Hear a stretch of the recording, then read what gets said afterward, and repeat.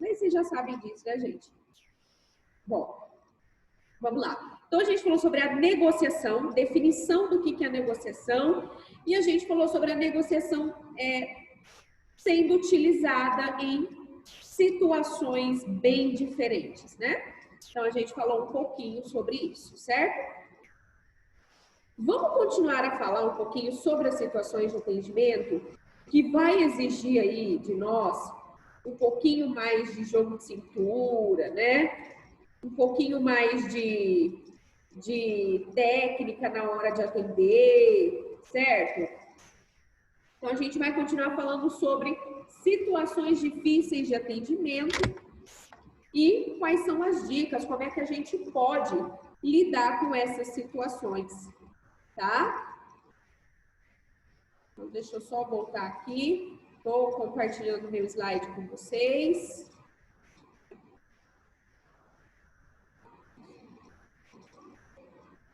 O computador é um pouquinho devagar, tá, gente?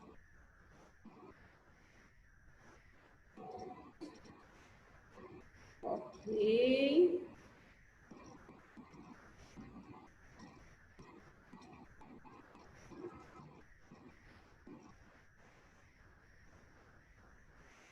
Eu acredito que a gente parou por aqui. Quer ver? Eu quero que vocês me digam onde a gente parou, tá bom? Nós já falamos sobre essas dicas aqui, ok, gente? A gente chegou a falar sobre essas dicas aqui, sobre quando o consumidor não entende o que foi falado, né? Boa tarde, Vânia, seja bem-vinda. A gente falou um pouquinho sobre quando ele não concorda com nada. A ideia aqui é você colocar ele, é você colocar a bomba no colo dele, né? Então, a importância de você sugerir para o cliente, então tá, se o senhor não está gostando de nada, então conta para a gente o que é interessante para o senhor, do que o senhor gosta, para que a gente possa conseguir adaptar ou avaliar essa proposta que o senhor tem para fazer, que às vezes é aquilo que eu falei para vocês na aula passada.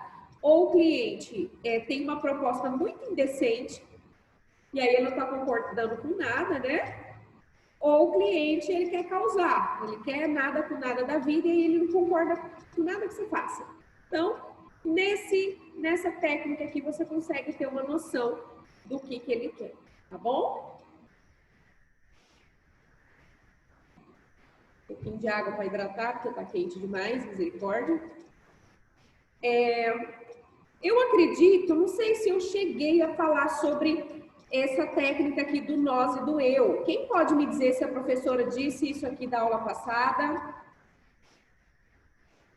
Quem lembra?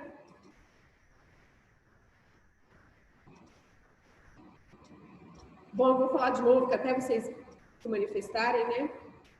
Então, quando o consumidor for agressivo, explique-se utilizando sempre o nós no lugar do eu, porque quando você diz nós, você passa força, né? Quando você diz nós, você passa coletivo, então você passa você torna-se um representante da empresa, você deixa de tratar a questão a nível pessoal para tratar a questão a nível profissional, tá? A nível empresarial, tá bom? Então, essa dica aqui ela é muito, muito legal, principalmente quando você tem que lidar com clientes que estão tentando te intimidar. E aí você precisa mudar o seu vocabulário e utilizar o nós, porque isso passa força, passa a ideia de coletividade, ok, gente? Essa aqui é a proposta, tá? Vamos falar um pouquinho sobre o cliente irritado, né? Então, quais são os procedimentos básicos aqui para a gente lidar com um cliente que está irritado, ok? Então, primeiro, se o cliente estiver muito irritado, se o cliente estiver falando alto, retire-o do meio dos demais, tá? Então, a primeira coisa que a gente vai ver aqui é cliente chegou bravo, cliente chegou barraqueiro, querendo dar o regaço lá na empresa. Primeira coisa que você faz, você pega esse cliente e você leva ele para um outro canto. Por que você tem que fazer isso, gente? Para você não comprometer as suas vendas que estão ali acontecendo naquele momento, tá? Se você não fizer isso aí, você vai lidar com um cliente que vai estar falando do seu produto, do seu serviço, para outros clientes que poderiam fechar negócio. E aí depois não adianta reclamar se naquele dia você teve um faturamento baixo, certo?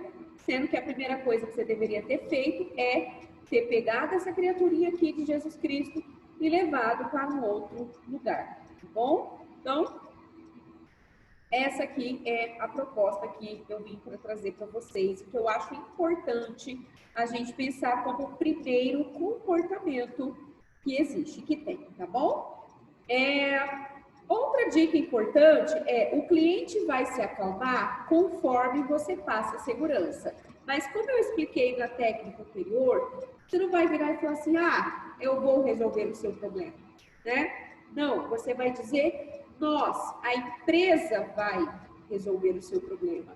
Por que você tem que falar a empresa? Novamente, porque às vezes quem precisa resolver essa situação ou quem tem autonomia, às vezes não é você, tá? Às vezes é um outro cargo ali dentro daquela empresa.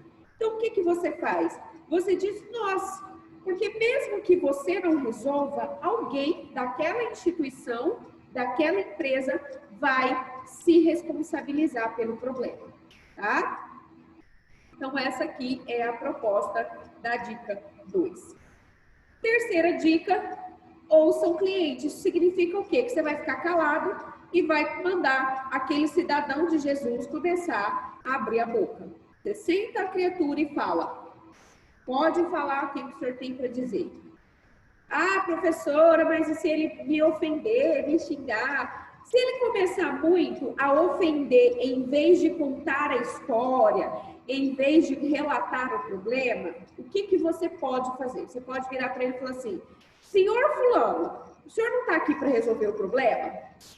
Aí você força ele a concordar com você. Sim, eu estou. Então vamos se ater ao problema ou o senhor vai continuar xingando e ofendendo? Enquanto o senhor xinga e ofende, eu não consigo saber a história real, como te ajudar. Então, em vez do senhor focar em ficar xingando, o senhor foca na história, foca no relato, porque senão eu não vou conseguir te ajudar.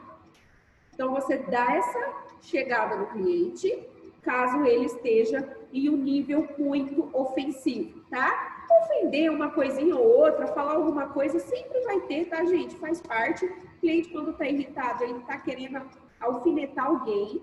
E, infelizmente, você tá sendo o bode expiatório, né? Então, às vezes ele vai dizer coisas que te desagradem, tá? Se você vê que é um nível suportável e que tá dentro do esperado, ok. Se você perceber que esse nível tá muito fora da casinha, que ele tá mais xingando do que falando, relatando o problema, não fique calado. O que você faz? Você faz a perguntinha. O senhor veio aqui para quê? Não foi para resolver o problema? O senhor não veio aqui para tentar uma solução? Você obriga ele a dizer sim com esse tipo de pergunta. E aí, o que acontece? Quando ele diz esse tipo de pergunta, quando ele confirma a sua pergunta, você vira para ele, então, já que o senhor veio aqui resolver o problema, por favor, se atente a contar a história. O senhor está perdendo mais tempo ofendendo do que contando realmente o que aconteceu. Então, você dá essa chegadinha nele, né, para que ele comece a falar novamente, tá bom? Então, é um jeito de você acalmar o cliente? Tá? Com muita educação, com um tom de voz baixo, que inclusive é a próxima dica, mas você consegue. Por que o tom de voz não pode ser alterado? Vou explicar para vocês por quê. Gente, quando uma pessoa está muito descontrolada e ela começa a falar alto, né? Quando você fala em um tom mais baixo que o dela, você consegue fazer ela perceber a altura do nível de voz dela. certo? Segunda coisa, uma pessoa que tem autoridade não precisa gritar para dizer que tem. Vou dar aqui um exemplo para vocês. Sabe aquela mãe que fica gritando com a criança? Eu vou te matar, moleque, seu capeta, papapá, né? Fica lá. Aquela gritaria. Essa é a mãe que a criança mais tá nem aí para nada. Não é? Quando é que a criança vai começar a prestar atenção no que a mãe fala? Quando aquela mãe que chega, não sei se foi o caso de vocês, mas eu vou contar do meu caso. É aquela mãe que chega no ouvido e fala assim, chegar em casa a gente conversa, tá? Chegar em casa a gente vai conversar. Mas daí é medo, Não é assim? Como é que foi, gente? Vocês têm uma mãe de vocês ou pai, né? Também não precisa falar, né? Vai que sua mãe tá aí perto. Isso daí mexe com o psicológico da criança. Oi? Isso daí mexe com o psicológico da criança. Ou fala que vai tirar ela de castigo. Você não precisa gritar, porque quando a gente grita, o que a criança percebe? Primeiro, a primeira linguagem que a criança entende é a linguagem não verbal. Ah, professora, então o adulto mudou. Não muito, tá, gente? Porque eu posso dizer que você é bonito fazendo uma cara feia. Você vai considerar a minha fala ou a minha expressão facial? Você vai considerar a minha expressão facial, tá? Então, assim, a linguagem não verbal é a primeira linguagem que a gente aprende.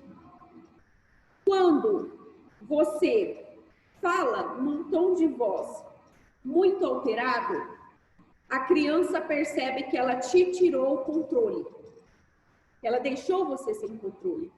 É por isso que a birra funciona. Por que a birra funciona? Porque ele começa a olhar para o pai e a mãe, a criança está gritando, começa a olhar para o pai e a mãe está assim. Ai, nossa! A criança fala, ele vai ceder. Ela vai ceder já já. Certo? Olha só. Se você grita, pior ainda, que ela vê que você está descontrolada. Né? Agora, se você vira para uma criança e fala assim, pode ficar chorando, não ligo não. Pode chorar. Quer chorar? Pode chorar, fica à vontade, mas você não vai. Mas eu não vou te dar isso aqui, tá bom? Você sai de perto, pensa numa criança frustrada, né? Porque ela percebeu o controle. Então, o tom de voz mais baixo ajuda a você passar a sensação de que você tem o controle da situação. Se você começa a gritar junto com o cliente, ele fica mais surtado ainda, ele não consegue melhorar o nível emocional dele, certo? É aquele povo que não xinga no telefone, mas fica assim, calma, meu senhor, calma, a senhora está muito agitada, e a pessoa está gritando. É tipo o seu Madruga, eu não estou irritado, e ele está lá gritando. Quem conhece o episódio do Chaves sabe como é que funciona, né? Eu não estou irritado, ele está falando alto. Então, o tom de voz vai transmitir a sua emoção atendente no momento crítico, certo? Então, por exemplo, eu estou aqui falando em tons mais altos, primeiro para vocês ouvirem, segundo para passar força, para passar energia, porque se eu falo muito baixo aqui e muito devagar, a impressão que dá é que, tipo assim, nossa, a professora está dormindo em pé. E aí a tendência é vocês dormirem em pé logo de vez. A tendência é você ligar o seu Zoom, virar para o canto e dormir, né? Então, esse tom mais alto, mais estridente, né? Eu já tenho uma voz estridente, é para passar uma mensagem. A mensagem é acorda, caramba, acorda. Porque se eu não estou dormindo, vocês também não têm que dormir. Entendeu? Então, essa é a mensagem que a professora passa. No caso de um atendente que está muito irritado, eu não posso utilizar esse tom de voz, porque eu vou deixar a pessoa mais agitada ainda. Então, qual que é o tom de voz que eu vou utilizar com essa pessoa? Tom de voz mais sereno, para passar para ela controle, eu tenho o controle da situação, tá?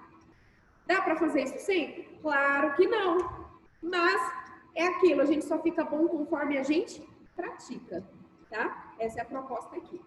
Ok? Use a empatia. O que é empatia, gente? É aquelas palavrinhas assim mágicas. Eu entendo, eu sei que não é fácil para o senhor ter passado por isso. Eu me coloco no lugar do senhor, eu entendo, papapá, papapá. Então, essas falas parecem ser bobas, mas não é. Faz o cliente perceber que você está realmente se colocando no lugar dele. Tá, gente? Isso aqui é muito importante, ok? E, claro, conduza conversas por caminhos amigáveis, tente um acordo. Dependendo do que você for ouvir, veja se realmente a sua empresa tem parte do problema, se é responsável. Se não, se é mais do cliente, o cliente está querendo jogar um BO, porque acontece, viu, gente? Ou, às vezes, o cliente não sabe que o problema é com ele. Por exemplo, é aquele tipo de produto que você compra, tem um manual, aí você não instala direito, estraga e põe culpa na empresa. A culpa não é da empresa, a culpa é sua que não leu o manual, né? Então, só para vocês terem uma ideia, que tem todos os lados aqui que pode acontecer numa situação dessa, tá? Na semana que vem, a gente vai focar nas fases da negociação. Vocês vão entender melhor como negociar com o cliente nessa situação aqui. Tudo bem? Alguma dúvida aqui? Alguma dúvida, gente? Não, tranquilo, professora. Tranquilo, né? Bora lá, então. Alguns princípios, gente, já que a gente está fechando a ideia de atendimento, que eu acho importante passar para vocês sobre como desenvolver na cultura da empresa princípios de atendimento úteis, princípios de atendimento que podem facilitar. Então, primeiro aqui é a visibilidade. Então, tem que ficar claro um lugar para o cliente reclamar, tem que ficar claro um lugar para o cliente fazer sugestão. Isso tem que estar visível. Visível aonde, professora? No site da empresa, né? Não para sugestões, ligue em tal lugar. Essas informações, elas têm que estar expostas para o cliente ver que eles têm um espaço para fazer esse tipo de coisa, tá? Esse é o primeiro princípio interessante. O segundo princípio, acessibilidade, oferecer canal de comunicação. Não adianta nada falar assim, é muito importante você dar a sua opinião, mas não tem um canal, não tem um e-mail, não tem um telefone específico, eu não sei para quem que eu falo.